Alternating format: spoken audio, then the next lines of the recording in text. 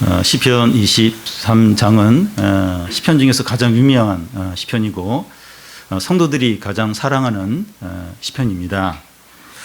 이 시는 다윗의 시로 알려져 있습니다.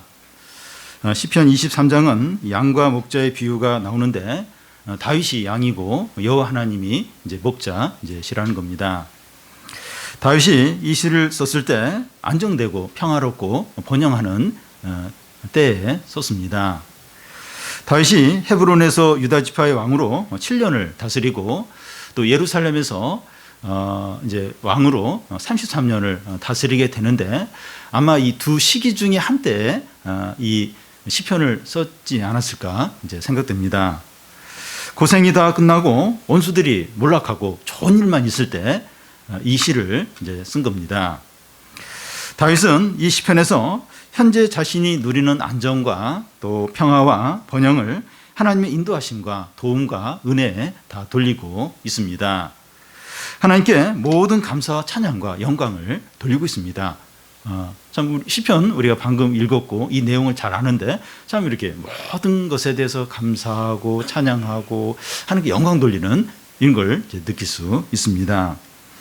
그런데 안정되고 번영할 때 하나님만을 찬양하고 또 의지하며 믿음으로 산다는 게 얼마나 어려운지 모릅니다.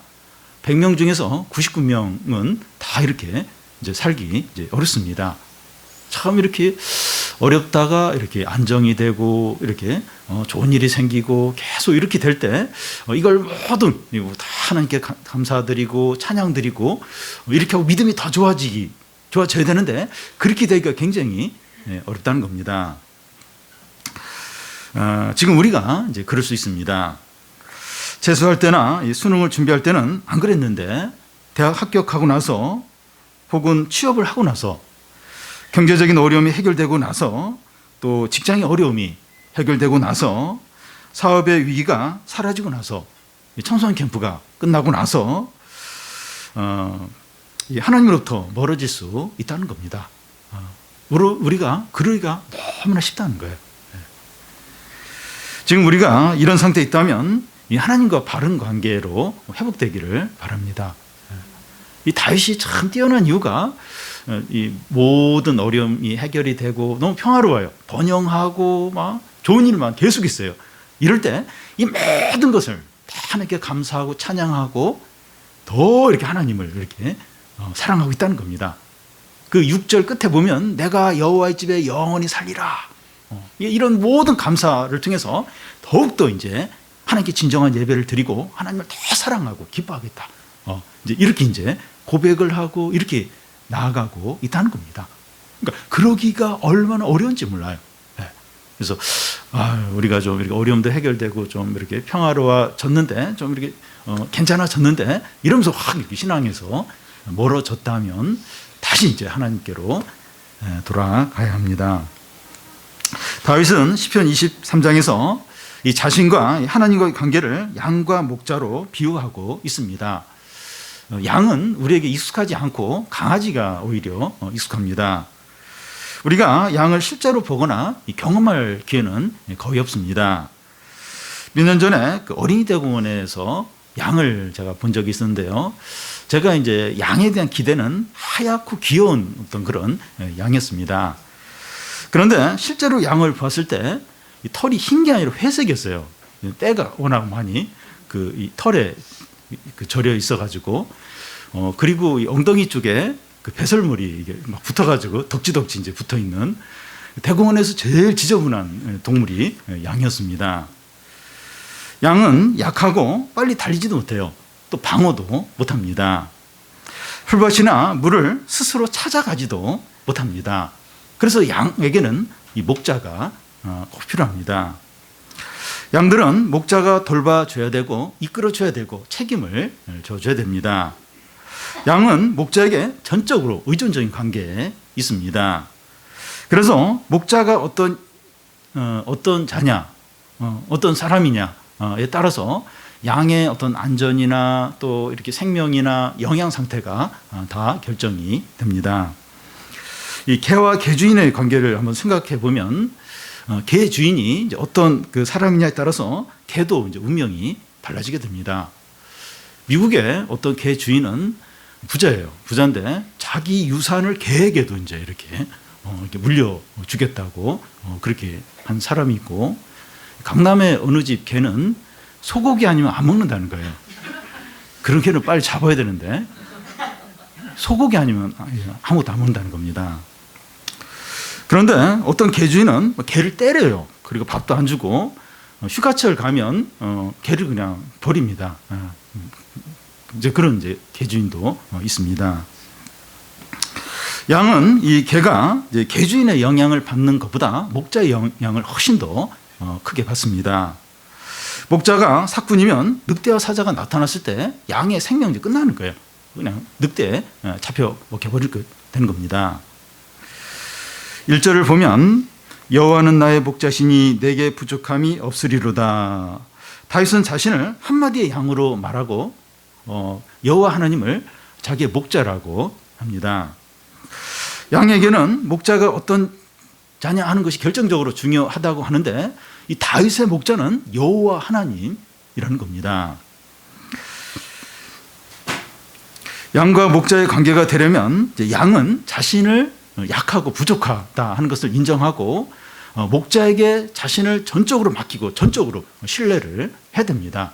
그러니까 양과 목자의 관계가 형성이 되려면 양은 이제 나는 부족하고 약하고 또 뭐 아는 것도 없고, 근데 이 목자는 이렇게 강하고 나를 책임질 수 있고, 그걸 이제 믿고 전적으로 맡겨야 양과 목자의 이제 관계가 이제 형성이 되게 됩니다. 다윗은 여호와는 나의 목자시라고 이렇게 고백을 할 때 이 자신과 하나님 관계가 이렇다는 거예요.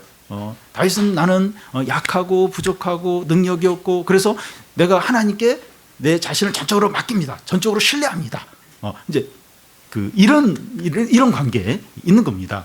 그래서 여호와는 나의 목자시니 이렇게 할 때 이 양이 목자를 의지하는 것처럼 다윗은 지금 하나님께 전적으로 자신을 맡기고 의지한다는 겁니다. 양이 강하고 똑똑해서 이 목자를 믿지 못하고 의지하지 않는다면 양과 목자에게 관계가 될 수 없는 겁니다. 굉장히 스스로 막 강해졌어요. 그리고 양이 머리가 좋아요. 그러면 목자 말을 안 들어요. 목자가 이제 이쪽으로 가자면 다른 길로 가요. 목자 의지 안 합니다. 그래서 양이 내가 부족하고 약하다 이걸 인정하지 않으면, 그래서 이게 목자를 전적으로 신뢰하지 않으면 양과 목자의 관계가 이제 안 되는 겁니다. 근데 다윗은 여호와는 나의 목자시니 이렇게 이 고백에 나는 그 하나님을 전적으로 의지합니다. 나는 참 약합니다. 이제 이런 고백을 이제 하는 겁니다. 우리와 이 주님과의 관계가 양자와 목자의 관계가 되려면 내 자신이 무능하고 무지하고 나는 참 약하고, 그래서 내가 하나님을 전적으로 믿습니다. 전적으로 내 자신을 맡깁니다. 이제 이런 관계가 이제 돼야 됩니다. 우리가 예수님을 믿는다는 것은 양과 목자의 관계로 이제 들어가는 것을 말하는데, 우리는 너무 똑똑하고 스스로 강해서 주님을 의지하지 않는, 주님께 우리 자신을 맡기지 않고 있지 않는지 한번 돌아봐야 됩니다. 근데 예수님 믿어요. 예수님 믿어. 그럼 주님이 나의 목자가 되고 나는 양이 되는 건데, 내가 진짜 나의 부족함을 인정하고 내가 주님을 전적으로 신뢰하는지, 그리고 내가 주님을 전적으로 맡기는지, 그걸 돌아봐야 됩니다. 그러니까 그렇게 돼야만 이 목자이신 주님이 어떤 분이신가. 다윗은 이제 내게 부족함이 없다고 고백을 했는데, 진짜 이 주님이 부족함이 없을 정도로 그렇게 풍성하시고 신실하시고 능력이 많은가, 그걸 이제 느껴야 되는데, 어떻게 해야 느껴야 되는가 하면 진짜 양과 목자의 관계가 돼야, 주님을 그렇게 여겨야, 그래야 이제 그 주님의 목자 되심을 누리게 된다는 겁니다. 한번 우리 자신 한번 돌아보시 바랍니다. 이게 주님과 우리 관계가 양과 목자의 관계인데, 내가 주님을 그렇게 누리고 있는가? 진짜 주님이 내게 부족함이 없고 주님 한 분만으로 충분하고 그렇게 느끼는지, 아니면 내가 알아서 살아야 되고 내가 다 책임을 져야 되고 필요할 때만 주님 좀 도와주면 좋고 안 도와줘도 뭐 어쩔 수 없고 혹시 그런 관계인지. 우리는 양처럼 우리 자신의 약점을 인정하고 주님을 전적으로 의지해야 주님이 나의 목자가 되십니다. 그래서 주님의 목자 되심을 경험하고 누리게 되는 거예요. 그래서 양과의 목자의 관계에 있어서 내가 진짜 이렇게 주님을 그렇게 여기고 있는지 이제 돌아봐야 됩니다. 다윗이 이 시를 쓸 때까지도 그 여호와 하나님은 이 다윗의 목자셨습니다. 그렇게 했을 때 어떻다고 말합니까? 1절 중간에 보면 내게 부족함이 없었다는 겁니다. 양과 목자의 관계에서 양은 목자에게 자신을 전적으로 맡기고 목자는 양을 전적으로 책임을 집니다. 다윗이 그동안 자신의 전생애 동안 여호와 하나님을 목자로 삼았는데 그 결과가 뭔가 하면 부족함이 전혀 없었다는 거예요. 다윗이 자신의 생애를 돌아보면서 이렇게 자신이 부족하고 그래서 하나님께 전적으로 맡겼어요. 이제 그렇게 이제 살아왔는데 이 시를 쓸 때까지 보니까 나에게 전혀 아무런 부족함이 없었다는 겁니다. 이것은 다윗의 경험을 통해서 하는 말이에요. 그러니까 어느 책에서 이렇게 읽었거나 뭐 성경에 그렇게 나와 있어서 그런 얘기를 하는 게 아니라 내가 진짜 이렇게 하나님을 이렇게 목자로 삼고 그렇게 살아왔는데 그렇게 했다 보니까 진짜 아무런 부족함이 없었다고 자신의 경험을 통해서 이야기를 하는 겁니다. 우리는 어떻습니까? 우리도 이제 이렇게 예수님 믿고 지금 이렇게 생활하고 있는데 우리는 어떻습니까? 우리는 주님을 자신의 목자로 인정할 때도 있었고 그렇지 않을 때도 있습니다. 그래도 하나님은 우리의 목자로 인도하셨습니다. 우리는 이렇게 내 마음대로 할 때도 있고 또 힘들면 막 주님께 도움을 구할 때도 있고 그래서 왔다 갔다 해요. 근데 이 하나님은 우리가 왔다 갔다 해도 목자로서 우리를 인도하셨습니다. 어떻습니까? 대부분 우리들이 참 다윗처럼 부족함이 없었다 이런 고백을 할 겁니다. 이렇게 좀 나의 삶을 돌아보면서 주님이 날 인도하셨는데 진짜 부족함이 없다 이런 고백을 이제 하게 됩니다. 우리가 불순종하고 욕심으로 행할 때가 있어서 그렇지 하나님은 우리에게 신실하시고 사랑과 인내와 또 축복을 많이 베풀어 주셨습니다. 참 보면 우리는 못됐어요. 아주 막 욕심으로 행하고 또 불순종 많이 하고 근데 이렇게 돌아보면 하나님 참 신실하셨습니다.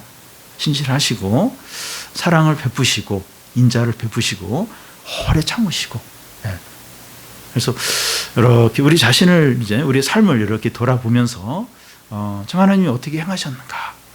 그래서 우리가 이렇게 못 맡길 때는 어쩔 수 없었지만 이렇게 맡기고 의지하고 이랬을 때 하나님 얼마나 신실하게 얼마나 좋은 곳으로 우리에게 채워주셨는가 하는 고백을 하게 됩니다. 다윗은 여호와 하나님이 자신의 목자로서 어떻게 행했는가 2절부터 쭉 이제 설명을 하십니다. 그 2절에 보면 그가 나를 푸른 풀밭에 누이시며 쉴만한 뭇가로 인도하시는도다. 여기 쉴만한 뭇가라고 하는 것은 잔잔한 물가를 말합니다. 물이 거칠게 흘러가면 양이 물에 이제 빠질 수도 있기 때문에 위험해요. 그런데 이 잔잔한 물가는 안전해요. 그래서 양들이 이제 이렇게 물을 편안하게 마실 수 있게 됩니다. 이 대관령의 그 양떼 목장에 가면 그 양들이 푸른 이렇게 이런 초원에서 이렇게 한가로이 양이 이제 풀을 뜯는 것을 볼 수 있습니다. 양들이 푸른 풀밭에 누워서 쉬거나 풀을 뜯고 그 옆에 잔잔한 물가가 있어서 얼마든지 이제 가서 이제 물을 마실 수 있는 겁니다. 이런 가운데 이제 양떼들이 있을 때 너무 행복하죠. 부족함이 없게 됩니다. 하나님께서 다윗에게 이렇게 하셨다는 겁니다. 다윗에게 이때가 언제인가 하면 이스라엘 왕이 되었을 때 모든 대적들이 물러가고 모든 백성들과 신하들이 다윗에게 복종하고 주위 나라들이 다윗에게 조공을 바치는 겁니다. 그러니까 안정과 평안과 번영이 이제 가득한 때입니다. 이럴 때 많은 신자들이 이런 이렇게 안정과 평안과 번영이 있을 때 많은 신자들이 번영에 그냥 삼켜져요. 그냥 번영에 그냥 빠져 버리고 교만하고 하나님으로부터 멀어집니다. 이렇게 그동안 그렇게 고생을 많이 했는데 고생이 다 사라지고 모든 게 이제 다 원한대로 되고 좋은 일만 막 생기면 그냥 그 안정에 그냥 자기가 삼켜져 버립니다. 교만해지고 하나님으로부터 멀어지기가 쉽다는 겁니다. 그런데 다윗은 이런 안정과 평안과 이 번영은 하나님이 다 주셨고 인도하신 덕분이라고 고백하는 겁니다. 하나님께 모든 감사와 찬양과 영광을 돌리고 있습니다. 하나님께 모든 감사. 이렇게 여호와께서 나를 이렇게 쉴만한 물가로 인도하시고 또 푸른 초장으로 인도하시고 그러니까 내가 지금 이렇게 번영과 평화를 누린 것은 다 하나님 덕분이다. 하나님 덕분이고 하나님이 도와주셨기 때문이다. 다윗은 이렇게 지금 고백하고 있는 겁니다. 그는 이런 안정과 번영을 하나님께 더 가까이 나아가는 사다리로 삼고 있다는 겁니다. 이렇게 왕이 되게 하시고 모든 걸 안정이 되게 하시고 주위 나라들도 조공을 바치고 신하들도 다 나에게 복종하고 이런 평화를 주셨을 때 다윗은 거기에 안주하고 또 뭐 더 이렇게 교만해지고 그런 게 아니라 이 모든 것이 하나님께 더 가까이 나아가는 사다리로 삼고 있다는 겁니다. 이 모든 것 하나님이 다 주셨습니다. 감사하며 하나님께 더 이렇게 찬양을 돌리고 있습니다. 우리에게 어려움이 해결되었고 기도가 응답이 되었고 평안합니까? 우리가 좀 그럴 수 있어요. 지금 뭐 어려움이 완전히 없는 건 아니지만 그래도 좀 그때 그 막 고민했던 그런 게 좀 나아지고 좀 평안하고 안정이 되고 그렇습니까? 그러면 이 모든 것을 주신 하나님께 감사하고 하나님께 더 가까이 나가는 기회로 삼으시기를 바랍니다. 또 다윗은 여호와 하나님이 자신의 목자로서 어떻게 행하셨다고 합니까? 3절을 우리 같이 한번 읽어보겠습니다. 내 영혼을 소생시키시고 자기 일을 위하여 의의 길로 인도하시는도다. 내 영혼을 소생시키시고 하는데 이 소생시킨다고 하는 것은 회복시키고 새롭게 하는 것을 말합니다.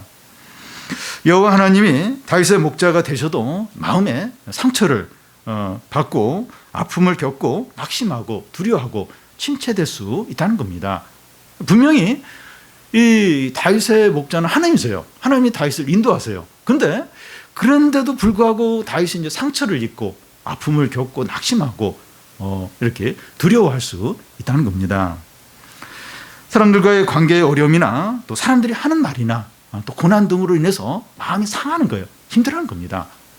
성도가 분명히 하나님이 그 성도의 목자예요. 인도하시는데 회사에서 사람들 관계로 인해서 또 막 집에서 어떤 가족들 또 어떤 뭐 친척들 문제로 또 막 이렇게 자녀 문제로 또 여러 일로 마음이 상하고 막 고통을 겪고 침체가 되고 그럴 수 있다는 겁니다. 그래서 하나님이 이렇게 우리의 목자가 되신다고 해서 마음에 상처도 없고 항상 이렇게 항상 기쁘고 그런 것만은 아니라는 겁니다. 이번 캠프에 온 이 청소년 중에서 부모와 가까운 사람들로부터 폭행과 폭언으로 상처 아픔을 겪은 그런 아이들이 많이 왔습니다. 그들이 이제 그룹 모임에서 자기 이야기를 하는 거예요. 선생님들에게 자기 이야기를 하고 또 은혜를 받으면서 아이들이 많이 이렇게 회복이 됐습니다. 그러니까 이야기를 아무에게도 이야기를 안 했는데 그 자기 이야기를 처음으로 하는 거예요. 자기 부모님의 관계나 또 이렇게 다른 뭐 친척들에게 겪었던 그런 아픔이나 그런 걸 이제 처음으로 이야기를 하고 또 이렇게 말씀을 듣고 기도하면서 애들이 막 그게 이제 회복이 되고 이제 좋아졌습니다. 하나님이 이 나의 목자로서 인도하셔도 이 사람들과의 관계나 여러 가지 어려움들로 인해서 우리 마음에 상처, 아픔과 낙심과 침체가 있다는 겁니다. 그럴 때 우리의 상처와 아픔을 입으로 모임에서나 믿는 자들에게나 아니 기도로서 하나님께 이렇게 말씀을 드릴 겁니다. 우리도 분명히 아픔이 있어요. 상처가 있습니다. 그것으로 인해 분노가 생길 수도 있고, 그리고 막 침체가 되기도 하고, 그걸 이렇게 믿는 성도들과 함께 나누는 겁니다. 그리고 그 어려움을 입으로 하나님께 기도를 하는 겁니다. 그러면 내 영혼을 수송시키시고 하나님 회복을 주세요. 새롭게 그 마음을 새롭게 하십니다. 하나님이 나의 목자라고 해서 마음이 상하는 일이 없는 게 아니에요. 있어요. 오히려 더 많이 상해요. 왜냐하면 성도는 마음이 굉장히 말랑말랑해요. 굉장히 살아있기 때문에 그만큼 상처도 쉽게 받는 겁니다. 그럴 때마다 이제 그걸 함께 믿는 사람들 가운데서 나누고 입으로 좀 하나님께 기도하는 거예요. 내 지금 이 마음이 너무 상하고 너무 아프고 지금 너무 이제 무너졌다고, 침체됐다고, 주님 회복시켜달라고, 새롭게 해달라고. 그러면 이렇게 주님이, 목자 되신 주님이 회복을 시키시는 겁니다. 그리고 이 3절 중간에 보면 자기 이름을 위하여 의의 길로 인도하신다 하는데, 여기 의의 길은 진리의 길이라기보다는 안전하고 평안하고 또 좋고 빠른 길을 말합니다. 자기 이름을 위하여 하는데 다윗이 뭔가 잘했거나 선해서가 아니라 하나님 자신의 이름을 걸고 이렇게 한다는 겁니다. 훨씬 안전하고 확실한 길로 인도를 하시는 겁니다. 하나님께서 이 다윗을 목자로서 인도하시는데 그 인도함을 받을 때 돌아가는 것 같아요. 그리고 뭐 생고생하는 것 같고 또 망하는 길로 가는 것처럼 보입니다. 특히 다윗이 그 14년 동안 그 하나님의 왕으로 기름 부은 이후에 14년 동안 사울에게 쫓겨요. 쫓기면서 언제 죽을지 모르는 그런 삶을 13년 동안 사는데, 그 동안에 내가 지금 무슨 하나님의 인도고 뭐고 지금 금방 죽게 생겼고 망하게 생겼고 내가 왜 자꾸 이런 힘든 삶을 살아야 되는가, 그런 어떤 회의가, 불신이 들었을 겁니다. 그런데 지나고 보니까 하나님이 다윗을 가장 안전하고 가장 좋고 가장 빠른 길로 인도를 하셨다는 것을 깨닫게 되는 거예요. 나중에 지나고 보니까 제일 빠른 길이에요. 그리고 제일 정확한 길이고 제일 확실한 길로 인도를 했다는 겁니다. 근데 뭐 그 당시에는 굉장히 힘들게 해요. 우회하는 것 같아요. 생고생하는 것 같아요. 근데 지나고 보니까 그게 아니었다는 겁니다.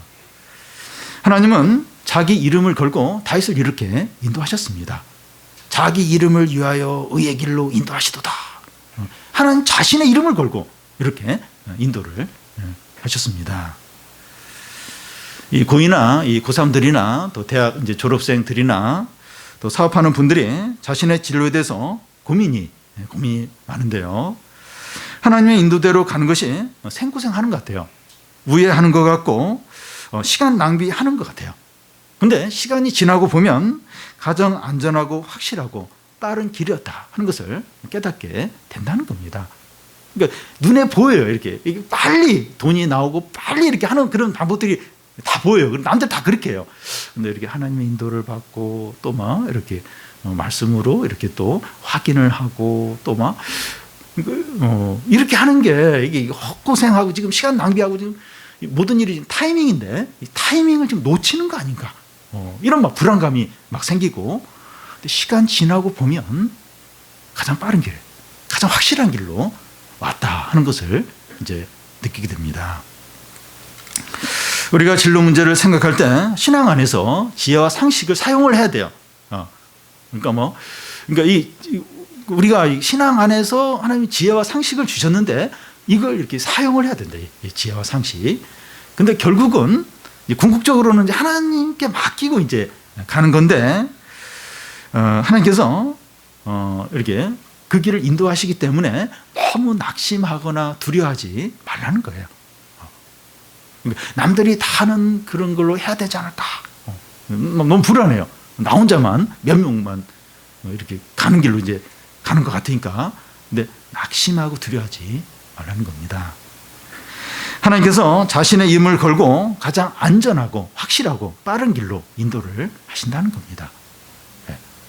여호와가 이게 나의 목자이시기 때문에 나의 진로와 나의 모든 것을 인도하시는데 하나님이 자신의 이름을 걸고 그의 백성을 인도를 하신다는 겁니다.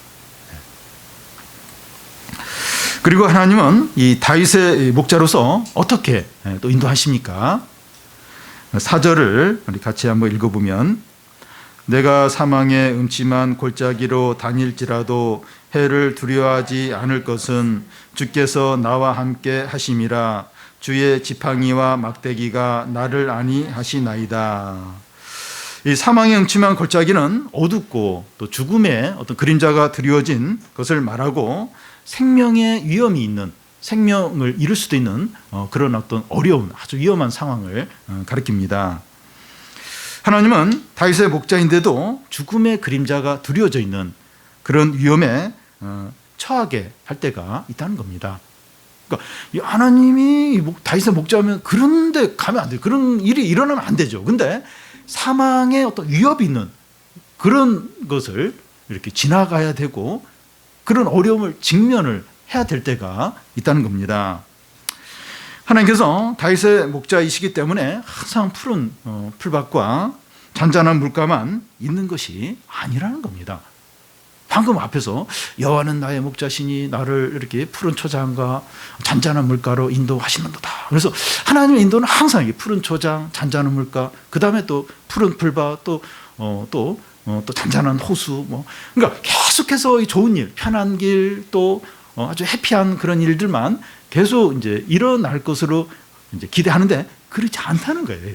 그렇지 않다는 겁니다. 사망의 음침한 골짜기를 지나야 될 때가 있다는 겁니다. 하나님이 자기와 함께 하시지 않고 자기를 버리신 것 같은 사망의 음침한 골짜기를 지나야 할 때가 있다는 거예요. 하나님이 더 이상 나와 함께 하지 않는구나. 하나님 나를 버리셨구나. 그렇게 느껴질 그런 위험한 힘든 상황을 이렇게 거쳐야 될 때가 있는 겁니다. 우리는 이것을 자주 경험해요. 자주 경험합니다. 기도응답과 축복과 은혜를 받고 나서 사망의 음침한 골짜기를 지나야 할 때가 얼마나 자주 있는지 모릅니다. 그러니까 은혜를 받았어요. 그리고 기도응답도 받고, 그래서 너무 감사하고 굉장히 약간 흥분돼 있는데 바로 사망의 음침한 골짜기가 기다리고 있어서 거기를 통과해야 되는 그럴 때가 얼마나 자주 있는지 모릅니다. 태양이 있어도 구름에 가려서 안 보이고 천둥과 번개가 내려쳐지는 그런 때가 있는 것과 같습니다. 분명히 태양이 떠서 비치고 있는데 먹구름이 가리고 있어요. 그리고 천둥이 치고 막 번개가 치니까 태양이 없는 것 같아요. 태양은 여전히 있죠. 구름 뒤에 있습니다. 그런 상황들이 우리에게 있다는 겁니다. 우리는 사망의 음침한 골짜기를 지나야 할 때 낙심하거나 불평하지 않도록 해야 됩니다. 분명히 주님이 나의 목자라고 하셨는데 왜 나에게 이런 일이 일어나는가? 왜 내가 이런 길을 걸어야 되는가? 왜 이런 상황을 내가 맞아야 되는가? 불평하며 원망하지 않아야 됩니다. 그 이유가 뭡니까? 4절 중간에 보면 해를 두려워하지 않는 것은 주께서 나와 함께 하심이라. 주의 지팡이와 막대기가 나를 안위하신다는 겁니다. 여기 막대기는 늑대와 이를 쫓는데 사용이 되고, 여기 지팡이는 그 끝이 약간 둥글게 돼 있어요. 그래서 양들이 어떤 산비탈이나 어디 이렇게 그런데 이제 위험한 지경에 이렇게 떨어져 있을 때 그 양을 이렇게 끌어오는데 이 끝이 둥근 그 지팡이를 사용하게 됩니다. 양들이 사망의 음침한 골짜기를 지나면서 두려운 게 뭔가 하면 이리와 늑대가 이제 나타나는 거예요. 근데 그럴 때마다 목자가 그 막대기로 그 늑대와 이리를 쫓습니다. 쫓고 또 이제 이 양이 어떤 수렁 같은 데 빠지는 게 그게 이제 두려운 일인데, 빠지면 또 목자가 지팡이로 이렇게 끝이 둥근 지팡이로 양을 끌어오는 거예요. 그래서 거기서 건져주는 겁니다. 그래서 사망의 음침한 골짜기를 지나게 될 때 낙심하거나 두려워하지 말라는 겁니다. 왜냐하면 목자이신 주님이 함께 하시기 때문이에요. 왜 이렇게 왜 이런 일이 일어나고 이런 일이 일어나고 내가 지금 당장 망할 것 같고 내가 막 끝장날 것 같다. 왜 이런 상황이 나에게 주어졌는가? 그래서 막 두려워하고 절망하지 말라는 거예요. 왜냐하면 하나님이 함께 하신다는 거예요. 여전히 목자로서 그 사망한 음침한 골짜기를 그 목자가 함께 지난다는 겁니다. 그래서 뭐 이리와 늑대가 나타나면 막대기로 때려치는 거예요. 쫓아버리고 또 막 그곳을 가면서 어떤 웅덩이 같은 데 빠지면 또 이제 목자 대신 주님이 건져내시는 겁니다. 그러니까 사망의 음침한 골짜기를 지나는데 여전히 하나님이 우리의 목자가 되셔서 함께 그 사망의 음침한 골짜기를 지났다는 겁니다. 그래서 해를 두려워하지 않는다는 거예요. 왜냐하면 주님이 함께 하기 때문입니다. 다윗이 그동안 자신의 삶을 돌아보니까 사망의 음침한 골짜기를 여러 번 이제 건넌 것을 이제 기억을 하는 겁니다. 그런데 죽거나 망하지 않았어요. 죽을 고비를 여러 번 넘겼는데 죽거나 망하지 않았습니다. 그 이유는 하나님께서 여전히 그의 목자로서 인도하시고 지키시고 보호하셨기 때문입니다. 그러니까 지금 다윗은 자신의 경험에서 나온 이야기입니다. 이게 어떤 뭐 이론이 아니라 자신의 인생을 통해서 경험을 통해서 참 몇 번 죽을 위기들, 당장 망할 위기들을 겪었는데 그때마다 하나님이 이렇게 막대기와 지팡이로 양들을 위기에서 지켜준 것처럼 하나님이 자기를 그렇게 지켜줬다는 겁니다. 그걸 지금 고백을 하고 있습니다. 우리의 삶도 돌아보면 이 동일한 고백을 할 겁니다. 올 한 해도 우리는 이 사망의 음침한 골짜기를 몇 번 통과해야 할 겁니다. 1월인데 또 이제 몇 번에 걸쳐서 사망의 음침한 이 골짜기를 통과해야 할 때가 이제 오게 됩니다. 경제적인 어려움이나 직장의 문제나 또 사업의 어려움이나 질병의 문제나 자녀 문제로 큰 위기가 있을 거예요. 어떤 위기인지 모르겠지만 위기가 있을 겁니다. 일하다가 망하겠구나. 일하다가 끝장나겠구나. 일하다가 막 큰 손해를 보겠구나. 그런 그런 상황들이 이제 올 겁니다. 그런데 낙심하거나 두려워하지 마시기 바랍니다. 왜냐하면 그 위기와 어려움 가운데서도 주님은 여전히 나의 목자가 되셔서 함께 하실 것이기 때문입니다. 그 해를 두려워하지 않는다는 거예요. 주께서 함께 하시기 때문에. 그래서 참 주님이 나의 목자가 되신다. 이게 얼마나 큰 건지 몰라요. 뭐가 와도 주님은 나의 목자가 되셔서 목자가 양을 끝까지 책임을 지듯이 하나님 끝까지 우리의 삶을 책임지시는 겁니다. 그래서 내가 주님의 목자다. 내가 주님이 나의 목자다. 나는 주님의 양이다. 이걸 끝까지 붙들고 내가 얼마나 좀 약하고 부족한가 인정하고 주님을 전적으로 믿고 전적으로 신뢰하는 거죠. 주님을 나의 목자로 분명히 인정하고 맡기는 거죠. 그러면 이제 주님이 계속해서 우리를 지키십니다. 인도하십니다. 근데 자신의 어떤 실력이나 능력이나 자기의 머리나 또 내가 의지할 만한 뭐 다른 것들 그리고 의지하고 이렇게 가면 하나님이 안 도와주세요. 왜냐하면 나는 다른 걸 의지하기 때문에. 그러면 사망의 음침한 골짜기를 지나다 그냥 망할 수 있는 겁니다. 그래서 우리에게 중요한 건 주님이 나의 이렇게 목자가 되시려면 나는 양이 돼야 돼요. 주님 앞에서. 그래서 자신이 얼마나 부족하고 한계가 많은가. 실제로 그럴 거예요. 실제로. 그래서 주님이 얼마나 능력이 많으시고 신실하신가. 그걸 바라보면서 주님을 전적으로 의지하고 그냥 맡기는 겁니다. 주님께 내 자신을 다 맡기는 거예요. 그러면 이제 주님이 우리의 목자가 되셔서 우리를 계속 지키시고 인도하시고 함께 하시죠. 그래서 올 한 해 참 많은 어려움들이 또 있을 겁니다. 지금 어려움을 겪기도 하고 근데 주님이 지키신 거예요. 함께 하시면서 그래서 그것을 잘 통과하고 해를 입지 않도록 망하지 않도록 죽지 않도록 비참해지지 않도록 하시는 겁니다. 그리고 하나님은 이 다윗의 원수들에 대해서 어떻게 하십니까? 그 5절을 보면 우리 같이 한번 읽겠습니다. 주께서 내 원수의 목전에서 내게 상을 차려주시고 기름으로 내 머리에 부으셨으니 내 잔이 넘치나이다.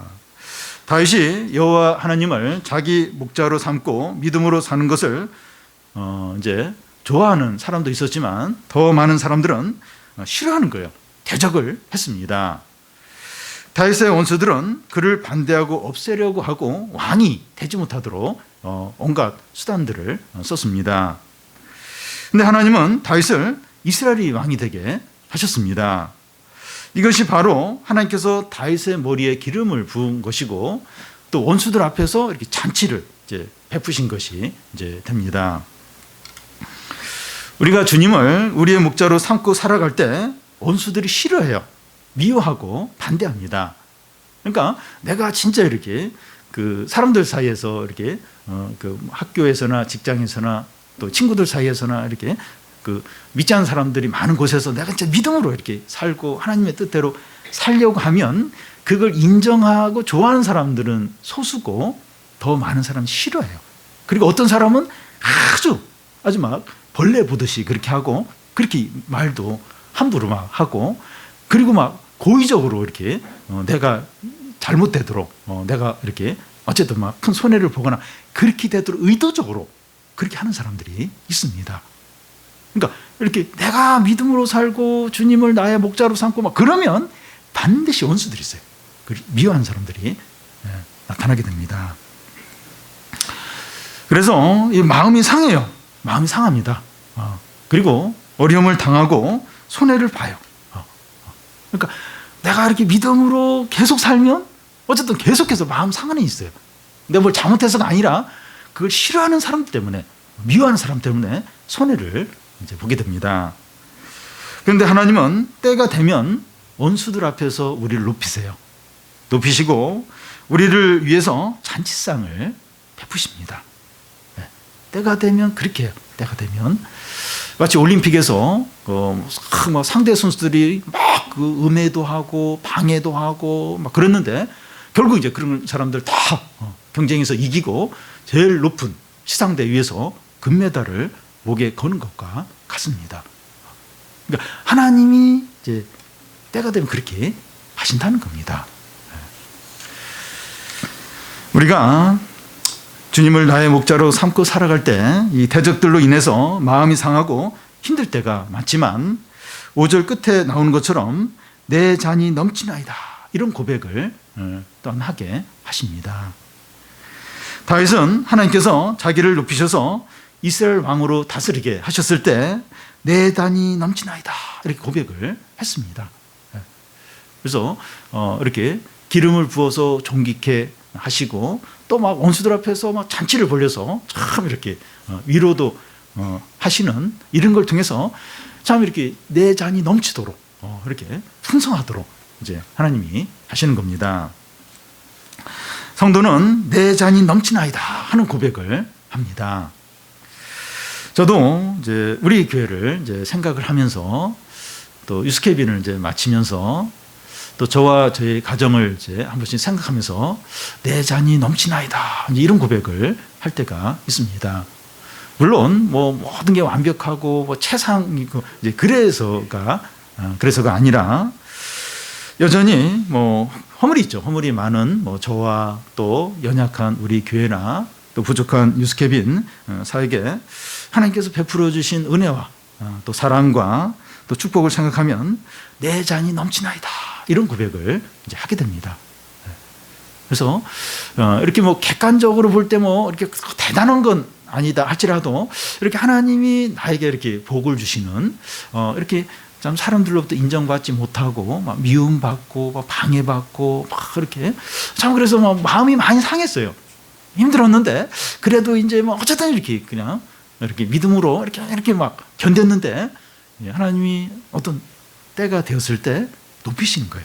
그래서 그렇게 하는 사람들이 부끄러움을 당하도록 이렇게 다 하나님이 높이시고 존귀케 하시고 또 이렇게 채워주시고 이제 본인은 그걸 아는 거예요. 남들이 볼 때는 뭐 그게 뭐 대단하게 안 느껴질 수 있어요. 근데 본인한테는 그게 너무 감사한 거예요. 그래서 내 잔이 넘치나이다. 부족함이 없습니다. 너무 감사합니다. 이런 고백을 이제 하게 됩니다. 그래서 하나님은 그렇게 하세요. 그렇게 잔이 넘치도록. 그러니까 좀 그냥 조금 주고 이렇게 많은 것이 아니라 좀 과거에 그 힘들었던 일들을 다 잊어버리도록 잔이 넘치도록 축복을 하십니다. 마지막으로 다윗은 그의 목자 되시는 하나님께서 미래에 어떻게 하실 것인가를 말씀합니다. 우리 6절을 우리 같이 한번 읽어보겠습니다. 내 평생의 선하심과 인자하심이 반드시 나를 따르리니 내가 여호와의 집에 영원히 살리라. 지금까지는 이 다윗의 이 목자이신 이 하나님이 그를 어떻게 인도하셨고 지키시고 축복하셨는가 하는 것을 말씀했습니다. 그러니까 현재와 그러니까 과거와 현재 하나님이 어떻게 이렇게 인도하셨고 축복하셨는가 하는 것을 살펴봤는데, 다윗의 과거와 현재는 이렇게 이제 하셨는데 미래에는 어떻게 이제 하시느냐 하는 겁니다. 그러니까 지금까지는 너무 신실하게 부족함이 없이 뭐 잔이 넘치도록 원수들 앞에서 이렇게 상도 베푸시고 그랬는데 미래 이제 앞으로 이제 어떻게 미래는 어떻게 되느냐 하는 겁니다. 내 평생의 선하심과 인자하심이 반드시 나를 따른다는 겁니다. 중요한 게 반드시입니다. 반드시 내 평생의 선하심과 인자하심이 반드시 나를 따른다는 겁니다. 반드시 따른다는 겁니다. 다윗의 미래는 그의 과거와 현재에 베풀으셨던 하나님의 은혜에 기초를 하고 있고, 그 은혜는 변하거나 중단되지 않는다는 겁니다. 참 과거에 또 현재까지 다윗에게 참 하나님의 은혜와 이 축복이 대단했어요. 그럼 미래는 어떻게 되느냐? 그 미래도 그 과거와 현재에 베풀어 주신 은혜의 기초에서 미래도 이렇게 동일하게 변함없이 지속이 된다는 겁니다. 요한복음에 그 양과 목자의 비유에서 목자는 양을 위해서 목숨을 버린다고 그렇게 합니다. 주님은 그 양들인 우리를 위해서 목숨까지 버리세요. 목숨까지 버리시면서 사랑을 하십니다. 예수님은 또 요한복음에서 자기가 사랑하는 자를 끝까지 사랑하시니라 그렇게 말씀하십니다. 주님은 이렇게 사랑하면 끝까지 사랑해요. 끝까지 사랑하고 목숨을 버리면서까지 이렇게 보호하시고 은혜를 베푸십니다. 우리는 지금까지 이 하나님의 은혜로 잘 버텨왔는데 한 달 후에, 6개월 후에, 1년 후에 어떻게 될지 모르겠다. 도저히 모르겠다. 너무 불안해가지고 어떻게 될지 모르겠다. 그렇지 않습니다. 반드시 끝까지, 죽기까지 사랑하시고 인도하시고 보호하십니다. 반드시 끝까지 죽기까지 사랑하시고 보호하시고 인도하십니다. 내 평생의 선하심과 인자하심이 반드시 나를 따르리니 평생 동안 계속해서 이 하나님의 인자와 선하심은 변함이 없다는 거예요. 끝까지 지속이 된다는 겁니다. 우리의 남은 인생 동안 주의 선하심과 인자하심이 함께 한다면 부족하거나 두려울 것이 없습니다. 우리 남은 인생 지금까지는 잘 왔는데 잘 왔으면 미래에도 더더욱 더 잘 간다는 것, 더 인자하심과 선하심이 계속 된다는 겁니다. 다윗이 그의 목자이신 하나님으로부터 이런 모든 축복과 사랑과 번영에 감사하면서 그가 진정으로 원하는 게 뭡니까? 다윗은 이제 지금까지 현재까지 하나님의 이런 인자와 사랑과 번영을 베풀어서 너무 감사하다. 하나님께 모든 감사와 찬양을 돌리고 있습니다. 근데 이 다윗이 진정으로 원하는 게 뭐예요? 진정으로 본인이 원하는 게 뭡니까? 6절 중간을 보면 내가 여호와의 집에 영원히 살리라. 다윗은 하나님이 주신 영화와 평안과 번영으로 기뻐하고 만족하며 끝나는 것이 아닙니다. 하나님이 왕이 되게 하시고 나에게 평안을 주셨고 어려움도 다 해결해 주셨고 너무너무 좋다, 너무너무 행복하다, 그러고 끝나지 않는 겁니다. 여호와의 집에 영원히 살고 싶다는 거예요. 궁전에서 이 물질의 풍요로움과 또 이렇게 세상의 재미와 여기에 젖어서 내가 마음껏 행복을 누리겠다, 그게 아니라 여호와의 집에 영원히 살겠다는 거예요. 여호와의 집에. 무슨 말인가 하면 하나님께 진정으로 예배를 드리고 싶다는 겁니다. 하나님을 더 사랑하고 하나님을 더 의지하고 하나님을 더 기뻐하고 하나님을 더 누리고 싶다는 겁니다. 여러분 이게 어려워요. 이렇게 하는 게 얼마나 어려운지 모릅니다. 우리는 이 세상의 재미와 경제적인 것과 또 성공과 좋은 결과들이 주된 것이고 이 하나님은 부수적인 것이 되기가 얼마나 쉬운지 모릅니다. 그러니까 우리는 자꾸 눈에 보이는 것에 이렇게 마음을 빼앗기가 얼마나 쉬운지 몰라요. 확 연봉이 올라가거나 어디서 막 수입이 확 늘어나거나 승진을 하거나 또 어떤 좋은 결과가 나오거나 물론 감사할 일이죠. 좋은 일인데 그건 이제 주된 것이고 하나님은 부수적인 게 되기가 얼마나 쉬운지 몰라요. 근데 이 다윗은 하나님이 얼마나 축복을 하시고 은혜를 베풀어 번영을 주시고 막 부족함이 없게 하셨을 때 감사를 기뻐하면서 여호와의 집에 영원히 살리라. 결국은 하나님을 전심으로 사랑하고 하나님을 더 누리고 그 하나님 집에서 이 교회에서 이 성전에서 영원히 살고 싶다는 겁니다. 하나님 이렇게 풍성하신 분이고 나를 사랑하신 분이고 이렇게 좋으신 분이기 때문에 나는 더욱더 하나님을 가까이 하고 싶고 하나님을 누리고 싶고 하나님께 진정으로 예배를 드리고 싶다는 겁니다.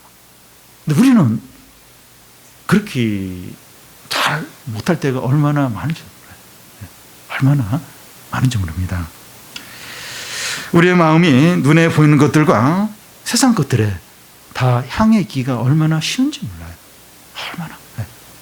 이 어려운 가운데 있을 때는 좀 더 마음이 가난하고 좀 더 경건하고 하나님을 찾았는데 어려움이 해결되자마자 마음이 확 풀어지면서 그동안 눌려있던 어떤 욕심들을 채우려고 그렇게 얼마나 쉬운지 모릅니다. 이렇게 캠프 전에는 막 긴장하면서 막 이렇게 했는데 캠프 끝나자마자 이제 신앙도 끝난 것처럼 그러기 얼마나 쉬운지 모릅니다. 하나님께서 이 모든 것을 주셨는데도 하나님을 잊어버리고 소홀히 하기가 쉽다는 겁니다. 다윗이 참 귀한 이유가 그겁니다. 다윗이 또 한번 넘어지기도 했지만 그래도 다윗이 귀한 이유가 그 하나님이 주신 축복들, 은혜들 거기에 마음을 얼마든지 빼앗길 수 있죠. 근데 그걸 하나님께 다 감사를 드리면서 이런 걸 주신 하나님께 전적으로 나아가서 여호와의 집에 영원히 살리라. 하나님께 진정한 예배를 드리고 하나님을 더욱 누리고 하나님을 더 가까이 하기를 이제 원한다. 영원히 그렇게 원한다. 그러니까 하나님께로 모든 관심과 찬양과 마음이 향한다는 겁니다. 우리가 누리는 모든 것을 주신 하나님께 감사하고 찬양하고 예배하시기를 바랍니다. 여호와는 나의 목자시니 부족함이 없습니다. 이게 우리의 고백이 되길 원합니다. 여호와는 나의 목자시니 부족함이 없습니다. 내가 참 부족하고 약하고 그렇기 때문에 하나님을 전심으로 의지하고 맡길 때 이제 이런 하나님을 느끼게 돼요. 아, 진짜 부족함이 없구나. 하나님 한 분으로 충분하구나. 그걸 경험을 하게 됩니다. 우리의 과거와 현재까지도 인도하시고 지키시고 축복하신 하나님께서 우리의 미래도 반드시 함께 하실 것을 믿으시기 바랍니다. 하나님은 동일해요. 반드시 그리고 끝까지 죽기까지 하나님은 변함없어요. 끝까지. 그래서 올 한 해 이렇게 우리가 좀 이렇게 생각을 하면서 여러 가지 걱정이 있어요. 걱정 있는데 그때도 하나님이 동일하시다. 하나님은 변하지 않으신다. 선하심과 인자심이 나를 따르리라. 고백을 하는 겁니다. 그래서 우리가 이 모든 것들, 우리가 현재 누리는 것들, 또 감사한 것들, 하나님이 다 주신 것인데 이런 걸로 인해서 우리가 더 이렇게 하나님을 사랑하고 더 가까이 하고 하나님께 진정한 예배를 드리고 하나님을 온전히 의지하는 우리 성도들이 다 되시기를 바랍니다.